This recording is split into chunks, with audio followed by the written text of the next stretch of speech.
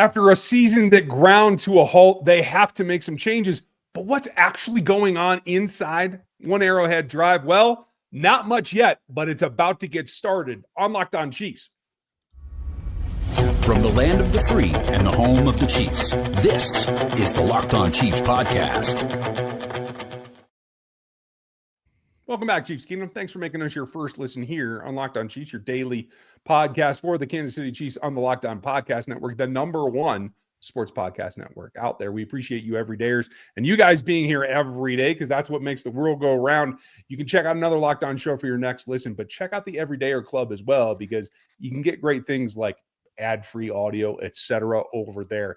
We have Matt Derrick here from ChiefsDigest.com, our insider that's with us every week. If you want to know why I'm not crazy, it's because Matt keeps me sane, and we very much appreciate that. I'm Ryan Tracy, founder of Rogue Analytics and Performance Consulting. You can find me over there for the Athletic Matrix as well as NFL 33 for all my league-wide stuff. I have a great staff over there that's putting in some great material and a lot of research. You can find us on RGR Football as well, where we take a different spin on these Chiefs that isn't about this show. And if you want that much more on quarterbacks, the cap, the way this business works, check out Chris's Substack at KC Chiefs Corner. We would all very much appreciate it. We've been doing this together 9 seasons. This is our 10th off season. Matt's been here for 8 of it. Like, you just can't get enough of us, Matt. It's like Three's Company, or I don't know what we're doing at this point, but we are going to have another fun show because we have a lot to talk about coaching-wise. We're going to run it down. What are the current changes that are going on, including today's announcement out of Pittsburgh? What does that do to the effects on what might change for the Chiefs staff? Then we're going to get into what are they waiting for? What are the holdups in this process that I think a lot of the fan base is really eager to see? And then there are definitely wild cards in every ball game. There's some in this process as well, and we're going to get to it. Check out Matt over at ChiefsDigest.com. Chiefs Digest here on the platform as well as 41 is the mic. And we start with him because Matt, thought that there was a possibility that we could see a new opening in Pittsburgh. I did not expect it to be because Mike Tomlin chose to walk away even after what was a hideous performance on Monday Night Playoff Football. Did the situation surprise you as much as it surprised me? I mean, it really did, because I did not think that Mike Tomlin would be the one to walk away. I mean, and I don't understand, can really even consider why Pittsburgh was even thinking about the possibility, or why there's a conjecture. I'm a little bit like Aaron Rodgers here. I don't know why there was conjecture that Mike Tomlin would be on any kind of a hot seat, because have you looked at that roster? Have you looked at the quarterback situation? I mean, in the last 5 years, Mike Tomlin has taken a team to the playoffs, all 5 of those seasons, with Ben Roethlisberger washed up in 2 of those seasons, Russell Wilson washed up in another season, a washed up Aaron Rodgers in a season. Oh, and by the way, he started a playoff game with Mason Rudolph at quarterback. I mean, purpose. This is the kind of thing that they should be building a statue of Mike Tomlin for his achievements in Pittsburgh. I don't know why you're getting rid of him. But, hey, because he's walking away, he's still under contract, which complicates his availability to anybody else. There'd have to be some compensation. And we don't know, once again, that the carousel is done spinning as far as guys getting off. It certainly sounds like, from what's coming out of Green Bay, that Matt LaFleur is not going anywhere, but once again, things can change. I'm really curious if the Bills don't make it past the divisional round, does Sean McDermott survive? That's the hot seat there, because right now, I mean, things are built for the Bills and Josh Allen to finally make some noise in the playoffs, and without Patrick Mahomes around. And I mean, I can't think of anything frankly scarier than Mike Tomlin with Josh Allen as his quarterback. So I don't know. Right now, with just the fact that there's 9 NFL coaches that are out of jobs, and you're looking at filling all those openings, this is an absolutely crazy offseason already. I said this on X earlier, and I'll say it again here. I did not have Zach Taylor being the only AFC North coach to be repeating in 2026. Tomlin is a little bit of a surprise after watching the game and the way it went down. Kind of made sense to an extent to me. Didn't look like there was much passion on Pittsburgh's part. But to see Harbaugh gone, to see Tomlin gone, and Stefanski, I get too. But again, the whole Brown situation is more of who their quarterback is that they can't play and is killing their cap. I mean, that's a huge situation that they have there. So it's crazy to think that Zach Taylor, of all people, with a 6-11 record with the Bengals, is still a head coach and the other three aren't. I can't get over that Sean McDermott is now the second longest tenured NFL head coach behind Andy Reid. And Sean McVay's third, and Sean McVay is still like, I don't know, 29 years old? You're not kidding. That's what that LA weather will do for you, though. So we got to build that into the equation. But you bring up a very good point, Matt. Like, a lot of this is out of left field. Now, what I want to twist this on is there's now an opening in Pittsburgh. Do you think that has an effect on the Chiefs staffers that are looking for new homes? Haven't heard a lot about Matt Nagy, but we know have completed at least a non-in-person interview. Steve Spagnuolo, same thing with the Titans. There's a lot here, but do you think Pittsburgh could be a destination for anybody currently associated with the Chiefs? Yeah, I mean, again, it really could. I mean, the fact that there's now 9 jobs open up, I mean, and considering that some of these guys might not turn over. I mean, Tomlin having the compensation might not re-enter the coaching market this year. I mean, he might have to be off for a season or two. We'll see about some of the others and what they want to do. If like a Kevin Stefanski doesn't get a head coaching job, would he take an OC job, or is he going to wait? I mean, I think with all of these, jobs open, I think it greatly increases the chances that there's just some shuffling of the chairs and some of these guys end up in new positions. But you're going to have some new head coaches too. I don't think there's any doubt about that. And, Matt Nagy has been, like, to me, I say he's kind of like the stalking horse in Tennessee. I feel like that's the guy that Tennessee wants, and they'll hire somebody else if they just get blown away by somebody else that they like better than Matt Nagy. But Matt seems to be the top choice there.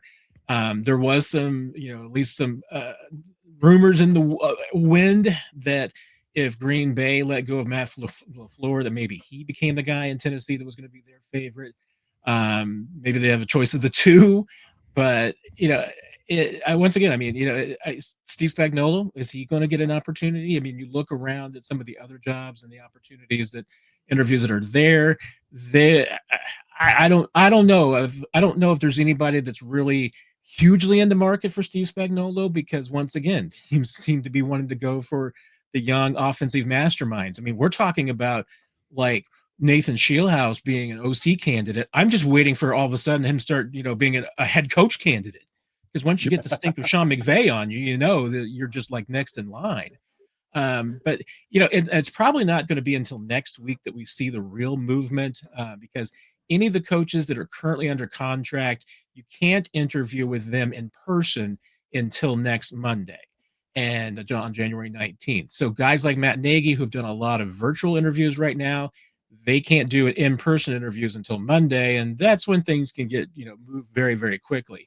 There's still to be some coaching candidates like we've gone through with the Chiefs, and why the Chiefs assistants didn't get jobs in the past, because they're still going to be in the playoffs. If they win their divisional round game and they're in the AFC Championship game, there's going to be some coaches that are off limits, and that might limit their availability, especially, I mean, if you're the Chiefs and, hey, let's say that a guy like Nathan Shieldhouse is on your, kind of your list at some point. Mike Kafka seems to be the hot name, but if a guy like Shieldhouse is on it and the Rams are in the NFC Championship game, you're not going to be considering him right now. There's a lot of what ifs, and one of them is, where do they go from here? What comes next? Well, on the 19th, everything kind of breaks loose. What do we expect? It's going to start with the wide receiver room. That's coming up next. Let's be real. No one starts a business for the joy of calculating tax withholdings or managing payroll spreadsheets. That's where Gusto comes in, to take the stress out of payroll, benefits, and HR, so you can focus on running your business and supporting your team just like we do. Gusto is the all-in-one remote-friendly payroll and HR platform that makes managing your team simple, transparent, and fast. Whether you're hiring, onboarding, or paying employees, Gusto helps you do all of it from one place, with no hassle and no hidden fees. Unlimited payroll runs, one monthly price. It means no surprises at your end-of-month run. Gusto's automated tools like offer letters, onboarding materials, and direct deposits save you hours every single week. Try Gusto today over at gusto.com/lockedonnfl, and you'll get 3 months when you run your first payroll. That's right. 3 months of free payroll at gusto.com/lockedonnfl. One more time. That's gusto.com/lockedonnfl. Hey, it's Matt Derrick from the Locked On Lions podcast. The people I love depend on me. If I'm gone, the financial responsibilities don't disappear. I didn't want my family figuring things out during the hardest moment of their lives.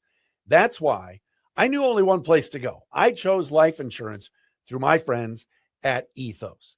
Ethos makes getting life insurance fast and easy, 100% online. You can get a quote in seconds, apply in minutes, and get same-day coverage. There's no medical exam.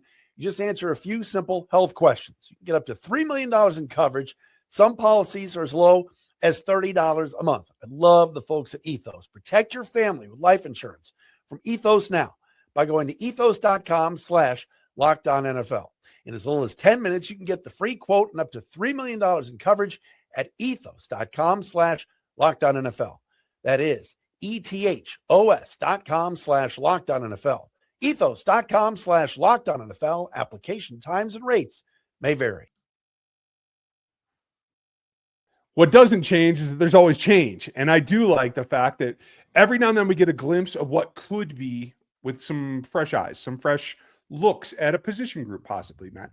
We know there's been at least one change on the Chiefs staff, Connor Embry departing, and that leaves a hole. And I think the question on most fans' minds right now is, why hasn't anything been done there? And as you laid out in the last segment, what we're waiting on is availability in some cases.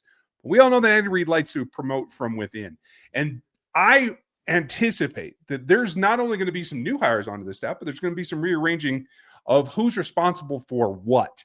Do you see this position, the wide receiver position in particular, being part of that rearrangement or part of a new look? Yeah, I mean, well, the one thing is that before you start bringing in any new assistants and everything, you're going to want to know who your offensive coordinator is in 2026. Right now, you don't know that. Matt Nagy's not under contract. And, the conjecture has been with some of the messaging that's been coming out, and I'm assuming a lot of that's been coming from the Matt Nagy camp, has been that if he doesn't get a head coaching job, he would consider OC jobs outside of Kansas City with the purpose of being able to kind of get away from Andy Reid's shadow a little bit. And if he's not able to get one of these 9 jobs that are open, then it certainly sends the message that he needs to show that he's his own guy and that he can run his own offense again. Once again, I go back to, I don't know what more Matt Nagy really needs to prove other than he took Mitch Trubisky to the playoffs and then won 6 games with a rookie Justin Fields. I mean, again, these are like statue-worthy accomplishments in Chicago, of all places. But if he needs to prove himself, yes, go get an OC job outside of Kansas City. There's a ton of them open too, because in addition to all of the teams looking for head coaches, there's a few other places. So I think there's about a dozen or more OC jobs open. Might be another one of Kansas City if Matt leaves. So then it's who comes in there. And, and even though if you're Andy Reid, it's your offense, he should and absolutely needs to let whoever's the new OC have a voice in who those assistants are going to be and who you are keeping. I'm not convinced that the final decisions have been made on who the assistants are going to be. I think there could still be some turnover. We know that, at least one of the defensive assistants has been interviewing for DC jobs. There could be more of them.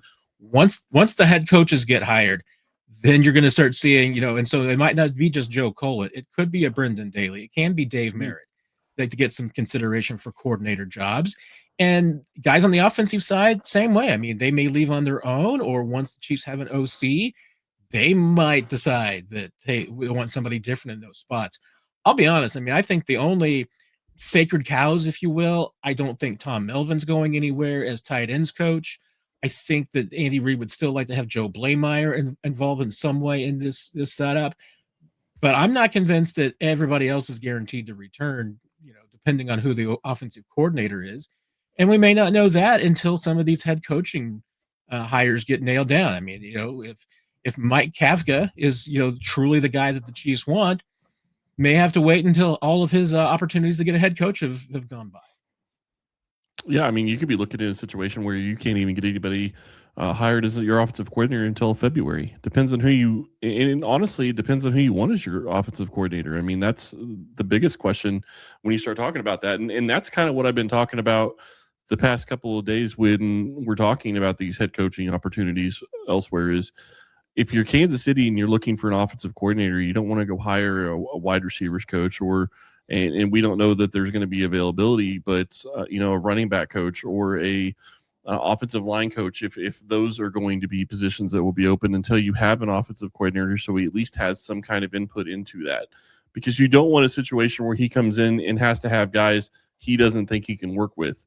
You want to have something successful. You want to put this team going in the right direction. When you look at how this is playing out for Kansas City, are you expecting a situation where they could have a whole bunch of different coaching changes, maybe on offense or defense? Yeah, I really do. I mean, like I said, I think there's only a handful of coaches on the offensive side that I think I consider safe. And hey, you hear rumors that other coaches are maybe looking for jobs in other places. So those can always happen, that coaches leave on their own. Chiefs have had that happen before in the past too, where coaches just decide to get a different opportunity. Maybe it's closer to home, better for their families, what have you. So there could be a lot of reasons why there's some turnover. I still would expect her to be more on the offensive side, barring Steve Spagnuolo getting a head coaching job. If he gets a head coaching job, things might get tricky on the defensive side, because then you're going to have three guys who think that they should be the next DC in Kansas City. And if one gets a job, the other two might not want to stick around if the Chiefs go outside. I mean, the speculation has been that maybe the next defensive coordinator in Kansas City, when Steve Spagnuolo is done, is going to be Antonio Pierce. To go outside the organization, it could be a complete overhaul of the defensive side. So, I'm not expecting that. I mean, I'm assuming that Steve Spagnuolo is probably going to be the defensive coordinator in 2026, and it's going to be relatively stable on that side. Offensively, I still think there's some changes to come. I wonder, especially with the status of Travis Kelce up in there, about Tom Melvin. I do think there's a possibility of retirement there. You never know how that comes across. You probably have spoken to him more than anybody else that I know. So if you're confident, then I'm confident. But I will say this, there's also another option on the defensive side should Steve Spagnuolo go. And I think we forget about him because he's not specifically a position coach, but he is a senior assistant. Matt House has gone to the college ranks and coordinated. He's come back to this team. I think he would be in line as well. And that's honestly my biggest fear for this group, is to have that logjam at a DC position should Spags find a head coaching opportunity. That's going to be very tough. And that makes it very hard to know what's going to come in. That's one tough situation. Then you throw in a wild card like Antonio Pierce. That changes everything. What would that look like next?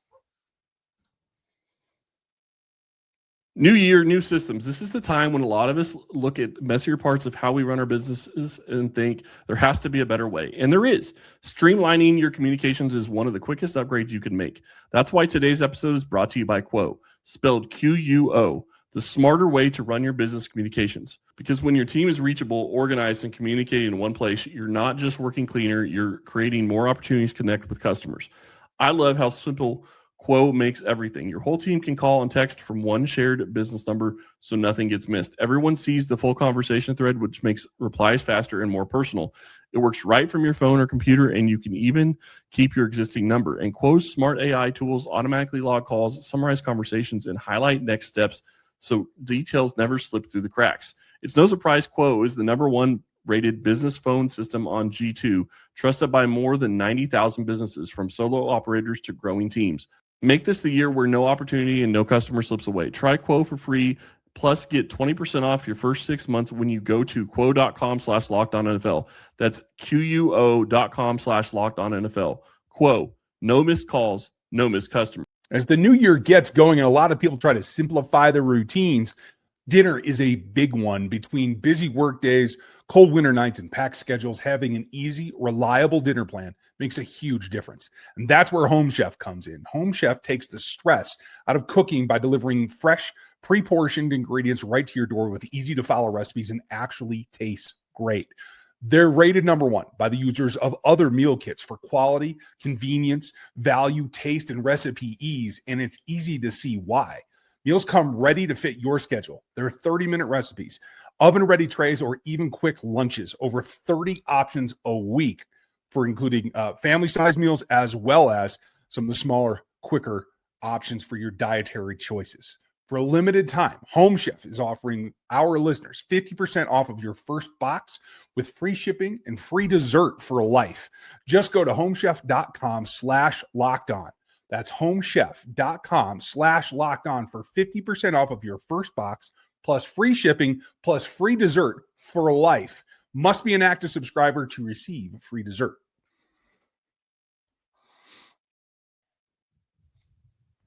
My dessert today is this segment because I like the craziness. I say stir it all up.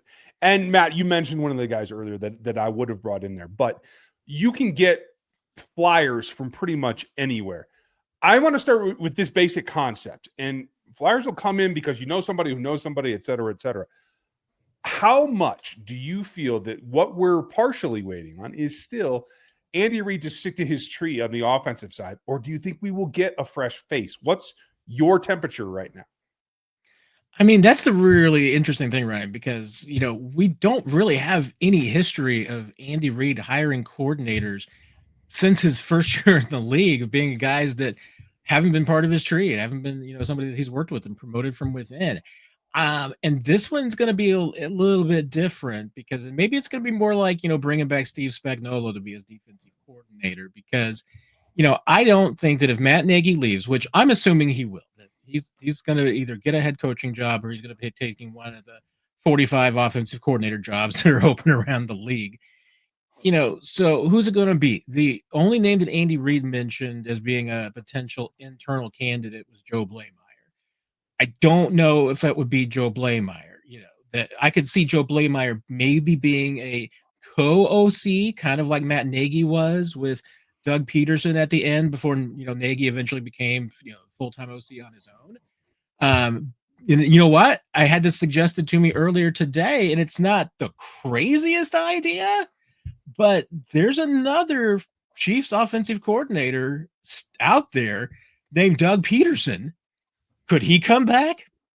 I don't think so. I mean, I feel like that's a little bit like Eric Bieniemy. I think EB might be more likely to come back than Doug would. But and that's going to be, I hear a lot of people talking about their wish list being like Mike McDaniel. I think would be really hard for a head coach, a guy who's been a head coach in the league, to come and be Andy Reid's offensive coordinator. I mean, it's at least a little bit more likely for a younger guy like Mike Kafka, who's only been an interim head coach, and especially if he doesn't get a head coaching job, then being an OC somewhere makes sense. And coming back to work for Andy Reid would make sense for him. Mike McDaniel, what's in it? I mean, once again, you're kind of like Matt Nagy. You're going to go to Kansas City. You're not going to get any of the credit if the offense plays well. You're only going to get blamed if the offense stinks. So I don't know if any of those, wild cards, and I'd probably throw Cliff Kingsbury in there too. I'm not sure that there's a real upside to Cliff Kingsbury coming to Kansas City.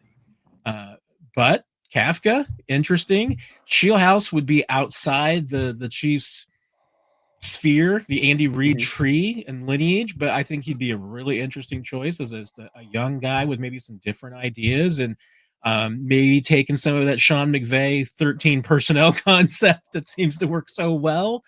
But yeah, and there's, like you said, Ryan, there might be some other names. So if you got one, throw it at me and let's figure it out.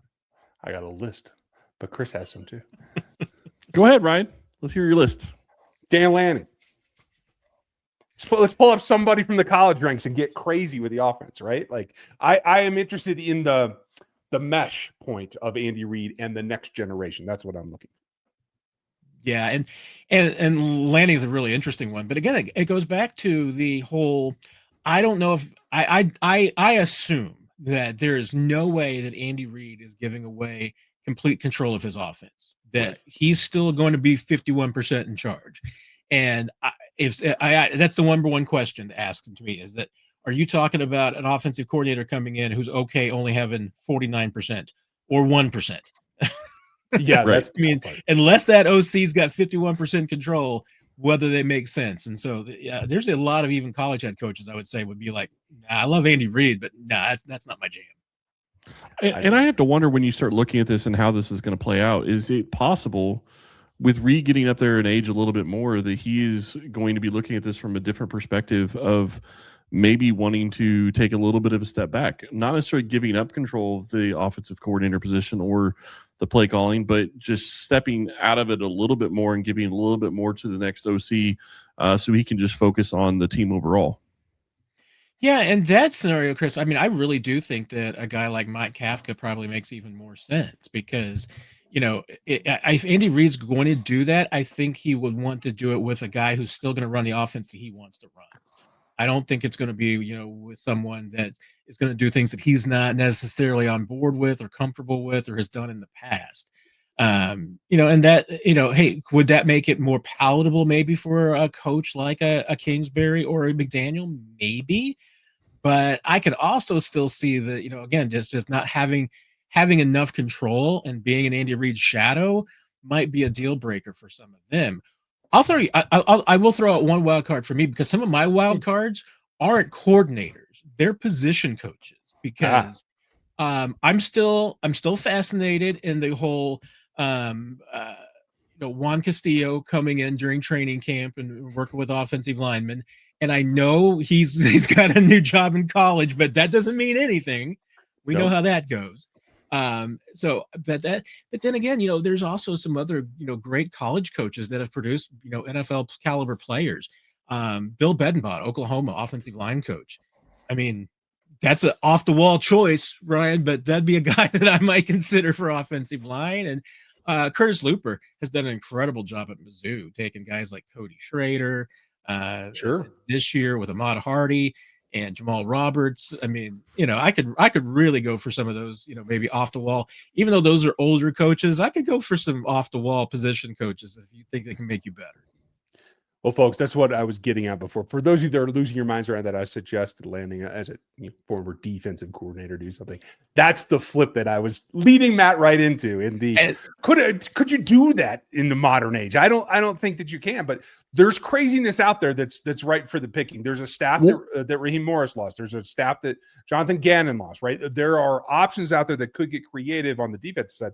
There's no reason you can't get funky with it on the offensive side too. All these head coaching positions. It's funny to me that there's several that are defensive oriented, but there are plenty of offensive coordinators that are moving around too. That means every position coach down below has to ask the question, right? So, Chris, I didn't mean to cut you off, but do you have some funky ideas that we should consider? I'm not going to say funky, but I will say this. The thing that really is going to interest me when you start looking at the offensive coordinator position is, can you find somebody that's going to be creative? Because Andy Reid lost that this year, and I think it really hurt this offense. That is one thing that you didn't see this season is creativity in the Chiefs offense that you've seen in years past. Where did that go? I don't think it was just Andy Reid. I'm sure that there are some other things that played into it, but you need to have that creativity and you need to be pushing things on offense. I don't think no matter who you get as your offensive coordinator that you're going to be running the ball 60% of the time or even over 40, maybe 40% of the time. Like that's not going to happen in an Andy Reid offense. But you can have something where you get creative, you run the ball a little bit more than you have, and you take some pressure off the quarterback that is going to be starting for you game one. Because I'm still not sure that's going to be Patrick Mahomes. Not going to count him out, but we don't know that right now. And you know what, Ryan? I mean, here's where you got me going with that, though, because I had just talked about Juan Castillo. Juan Castillo, remember, had been with Andy Reid since his beginning, like 13 years in Philadelphia as an offensive line coach, and then moved him to defensive coordinator for 2 years. Yep. Andy has done weirder things. It's definitely out there. And I just did a quick search just for my own edification. If we wanted to get serious about what you were just talking about, Chris, like, would you go to one of the academies to try to get your run game sorted out? Because that's all that they do there, right? Like there are wells that you can go pull from if you have to correct a problem. And I'm here for the craziness, and I want to be weird because I think this is a pendulum that is swinging in a particular direction towards base defense and run game. And if you're getting teams that want to stay in base now, go spread, go get funky, get absolutely crazy there. Find a Veach disciple. Leach decided that was wrong.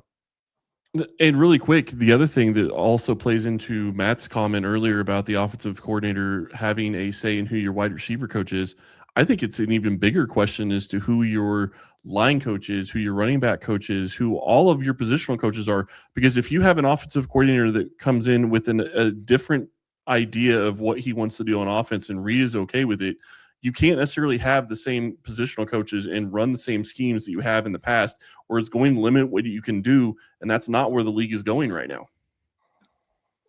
And there's one more thing I'm going to throw out there too. What I think that the Chiefs need, and I think this is one of the things that Andy Reid is going for absolutely, which is that I think one of the issues on the offensive side this year, and there were a lot of issues, let's face it, there's not just one, there were several major issues, but one of them I certainly think was that there was a comfort level on this offense. And you know what? Sometimes in this game, you need to be uncomfortable.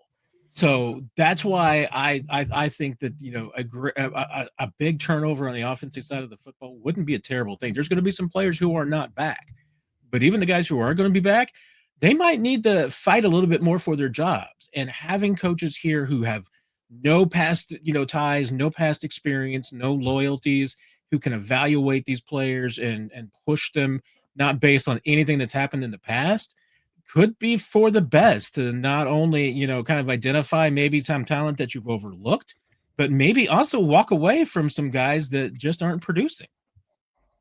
I think pressure is good and the fire is good, and I'm open to anything that shakes things up. And I like where you're going there. Challenge not only the other coaches, challenge the players. And I think that will happen. This is a unique situation for a dynastic team to come down to earth again. And how do you rebuild yourself? Well, pushing everyone, including your stars, I think does make sense. We're going to explore that. We're going to explore the cap tomorrow. So make sure that you join us. We are going to be here all week. You can find Matt at ChiefsDigest.com. Chiefs Digest here on the platform, and 41 is the mic. Matt, thank you. And all the William Jewell fans out there in Liberty are thanking you too for correcting me on Dan Lanning. So very much appreciate you keeping me sane today. Much appreciated. Thank you. And hey, Park Hill High School too. So. Oh, right. I always forget that one. So everyone have a great one. We appreciate you spending time with us. Thanks for making us your first listen here on the Locked On Podcast Network, your team every single day.